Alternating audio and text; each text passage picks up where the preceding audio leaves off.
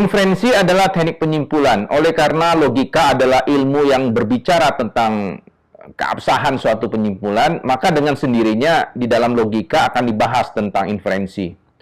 Bahkan kerap orang menggunakan istilah logika untuk menyebutkan inferensi. Misalnya kita sering mendengar orang menyebutkan kata logika induksi, deduksi, dan abduksi.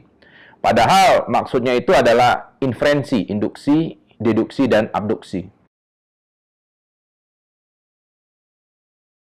Secara sederhana kita bisa mengatakan induksi adalah teknik penyimpulan yang bermula dari proposisi-proposisi khusus menuju ke proposisi yang umum. Dalam penalaran hukum kita dapat memberikan contoh seperti ini. Terdakwa 1 adalah penjual narkotika yang tinggal di Kampung Hulu. Terdakwa 2 adalah penjual narkotika yang tinggal di Kampung Hulu. Terdakwa 3 adalah penjual narkotika yang tinggal di Kampung Hulu. Maka kita dapat menyimpulkan bahwa semua terdakwa penjual narkotika bertempat tinggal di Kampung Hulu. Sampai di sini kita dapat segera menemukan kelemahan dari inferensi induksi ini, yaitu kemungkinan kita tergesa-gesa di dalam membuat generalisasi. Padahal boleh jadi proposisi-proposisi khusus itu adalah sampel yang tidak mencerminkan keseluruhan populasi dari penjual narkotika. Ternyata di dalam realitas misalnya, justru penjual narkotika terbanyak ada di Kampung Hilir, bukan di Kampung Hulu. Hanya saja yang tertangkap dan kemudian dijadikan terdakwa kebetulan adalah penjual-penjual narkotika dari Kampung Hulu. Dalam kehidupan sehari-hari, karena keterbatasan pengalaman dan pergaulan, kita kerap keliru saat membuat inferensi induksi. Sehingga hasilnya malahan memunculkan stigma pada kelompok atau golongan orang tertentu. Sehingga memunculkan perilaku yang diskriminatif, rasis, dan sebagainya. Namun sepanjang metodenya dikontrol dengan ketat, inferensi induksi ini sangat dapat diandalkan.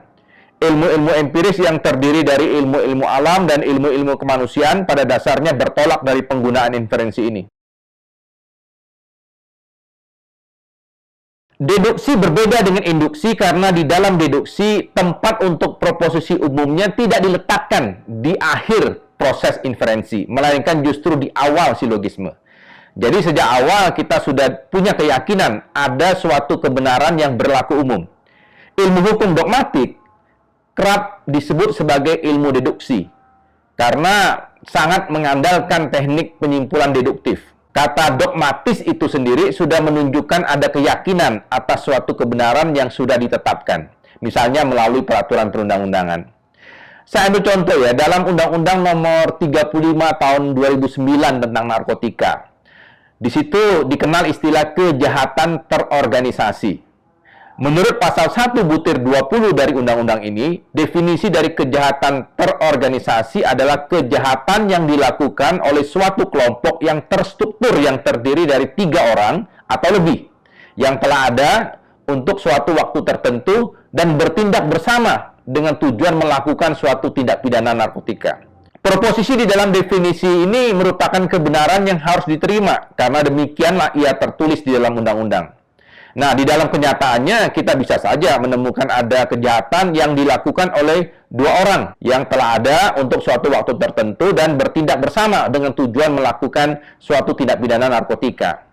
Nah, pertanyaannya, apakah kejahatan dari 2 orang ini adalah kejahatan terorganisasi? Melalui deduksi, kita akan sampai pada kesimpulan bahwa kejahatan mereka bukan kejahatan terorganisasi. Ada unsur di dalam definisi itu yang tidak terpenuhi. Undang-undang mengatakan jumlah pelakunya harus 3 orang atau lebih. Kebenaran dari pasal 1 butir 20 ini harus diterima sebagai kebenaran yuridis. Dalam episode sebelumnya dari seri penalaran hukum ini, kita sempat menyinggung tentang definisi. Di dalam definisi ada definendum dan definiens. Nah, di dalam inferensi deduksi, kita harus menyusun proposisi yang di urutan pertamanya adalah premis mayor. Premis ini terdiri dari 2 terma. Jika kita cermati dengan saksama, terma pertama ini bisa kita perlakukan sebagai definiens. Sedangkan terma kedua adalah definendum. Dalam perkuliahan penalaran hukum, biasanya saya menyarankan mahasiswa untuk membaliknya.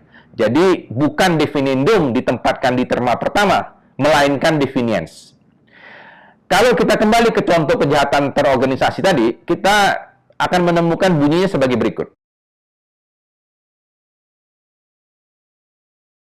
Perhatikan, frasa yang ada di posisi pertama itu adalah terma pertama. Ini sebenarnya definiens. Kata adalah merupakan kopula yang menghubungkan antara terma pertama dan terma kedua. Kejahatan terorganisasi itu adalah suatu konsep hukum yang kita definisikan. Jadi, ia adalah definendum. Alasannya sederhana, dalam rangka membentuk suatu model inferensi yang direkomendasikan, yaitu M, P, SM, dan SP. M itu adalah simbol untuk middle term atau terma tengah. P adalah simbol untuk terma predikat. S adalah simbol untuk terma subjek. Mari kita kembali ke contoh kita sebelumnya. Kejahatan yang dilakukan oleh suatu kelompok yang terstruktur, yang terdiri dari 3 orang atau lebih, yang telah ada untuk suatu waktu tertentu, dan bertindak bersama dengan tujuan melakukan suatu tindak pidana narkotika, ini adalah M. Kejahatan terorganisasi adalah P. Jadi M adalah P. Di dalam bahasa hukum, M tersebut sebenarnya bersifat universal. Jadi quantifier-nya mencakup setiap kejahatan. Nah, quantifier setiap atau semua tersebut penting dipahami karena memperlihatkan di situ terletak keumuman dari proposisi yang kita jadikan premis mayor ini. Mari kita lanjutkan ke premis minornya. Katakan terjadi suatu peristiwa kejahatan narkotika yang dilakukan oleh sekelompok orang yang terstruktur dengan menjual narkotika sejak 6 bulan terakhir. Tetapi hanya dilakukan oleh 2 orang, bernama Ali dan Budi. Maka susunan inferensi deduksi atau silogisme kita lengkapnya adalah seperti ini. Pertama-tama, premis mayor dulu. Premis minornya adalah, nah, kesimpulannya adalah, ingat, dalilnya adalah jika premis mayornya positif, premis minornya negatif. Konklusinya negatif. Nah, masalahnya mungkin terjadi pada saat Anda membuat premis mayornya negatif dan ternyata premis minornya negatif. Maka konklusinya menjadi diragukan.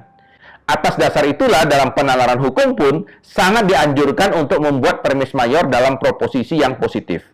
Hanya saja kita menemukan ketentuan norma di dalam undang-undang sudah dirumuskan.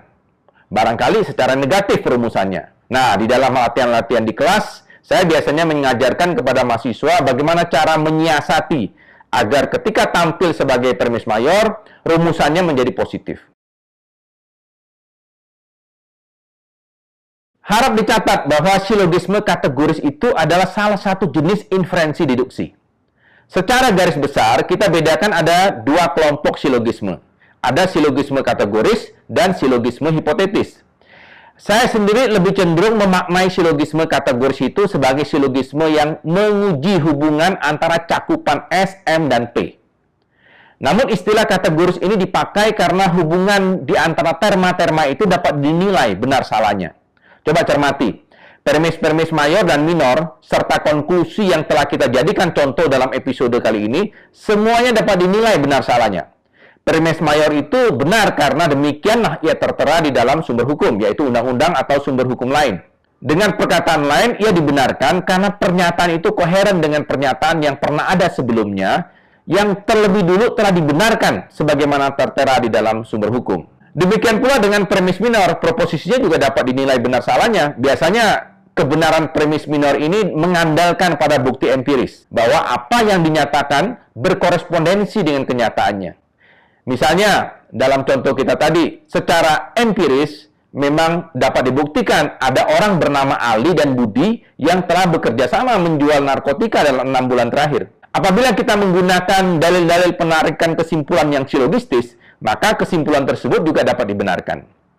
Anda tadi bertanya, apakah dalam penalaran hukum selalu digunakan silogisme kategoris? Sebenarnya sangat bergantung pada formulasi premis mayornya. Apakah merupakan proposisi kategoris atau hipotetis. Tetapi karena suatu norma itu terdiri dari unsur-unsur yang harus dipastikan keterpenuhannya, sangat umum para penalar hukum memastikan keterpenuhan unsur-unsur itu dengan cara membentuk silogisme kategoris terlebih dulu. Silogisme hipotetis jika maka umumnya dipakai untuk menutup rangkaian penalaran hukum. Jika semua unsur-unsur suatu perbuatan hukum terpenuhi, maka muncullah akibat hukumnya. Ya, silogisme hipotetis itu adalah silogisme yang menguji hubungan kausalitas antara dua terma. Jadi dalam premis mayor diungkapkan tentang sebab dan akibat, atau antara anteseden dan konsekuen. Dalam penalaran hukum, kebenaran hubungan kausalitas pada premis mayor ini pun harus sudah dipastikan benarnya, karena memang demikianlah ditetapkan dalam sumber hukum yang kita jadikan sebagai acuan. Kita ambil contoh saja, misalnya dalam Undang-Undang Narkotika yang sudah kita bahas. Kita bisa cari di pasal 107. Di situ dikatakan bahwa masyarakat dapat melaporkan kepada pejabat yang berwenang atau BNN jika mengetahui adanya penyalahgunaan atau peredaran gelap narkotika dan prekursor narkotika. Ketentuan tersebut dapat dibalik, sehingga frase setelah kata jika menjadi penyebab atau anteseden. Jadi premis mayornya menjadi jika masyarakat mengetahui adanya penyalahgunaan atau peredaran gelap narkotika dan prekursor narkotika, maka masyarakat dapat melaporkan kepada pejabat yang berwenang atau BNN. Premis minornya, ternyata masyarakat, katakan bernama Ani dan Ana, ya, mengetahui adanya penyalahgunaan atau peredaran gelap narkotika atau prekursor narkotika. Konklusinya, masyarakat Ani dan Ana tadi ya dapat melaporkan kepada pejabat yang berwenang atau BNN. Dalam logika diajarkan dalil-dalil dalam silogisme hipotetis seperti modus ponens dan modus tollens. Mengenai hal ini silakan Anda pelajari sendiri untuk nanti kita diskusikan dalam sesi perkuliahan di kelas. Nah, ini juga ya, sama. Oleh karena penjelasannya agak panjang dan kita punya keterbatasan waktu, saya tawarkan untuk membahas inferensi abduksi ini pada episode video kita berikutnya. Ya, inferensi atau teknik penyimpulan itu merupakan materi penalaran hukum yang penting. Bahkan saya bisa katakan sebagai inti dari perkuliahan kita. Pelajari dengan baik inferensi ini termasuk dalil-dalilnya yang tidak seluruhnya sempat kita utarakan di dalam video pendek seperti ini. Tiap teknik penyimpulan mempunyai kekuatan dan kelemahannya. Penalaran hukum menggunakan semua jenis inferensi tersebut. Induksi dipakai terutama untuk mengidentifikasi permasalahan hukum dan mengkualifikasikan peristiwa konkret agar dapat diberi label sebagai peristiwa hukum. Deduksi dipakai terutama untuk memastikan apakah suatu norma hukum dapat dipenuhi unsur-unsurnya, sehingga pelaku dari peristiwa hukum tersebut dapat dijatuhkan sanksi. Saya ingin menekankan bahwa kesimpulan yang saya berikan untuk episode kali ini bersifat sangat umum. Penalaran hukum tentu sangat kompleks, sehingga teknik-teknik penyimpulan tersebut tidak selalu dapat dilakukan secara mulus. Kelemahannya bisa terjadi pada struktur normanya, tapi juga bisa pada struktur faktanya. Bahkan ada kemungkinan pada kekeliruan kita dalam mengaplikasikan inferensi tersebut. Sehingga terjadilah penyimpulan yang melompat atau jumping to conclusion. Dengan belajar penalaran hukum, kita sama-sama belajar untuk menghindarkan diri dari penyimpulan yang melompat tersebut.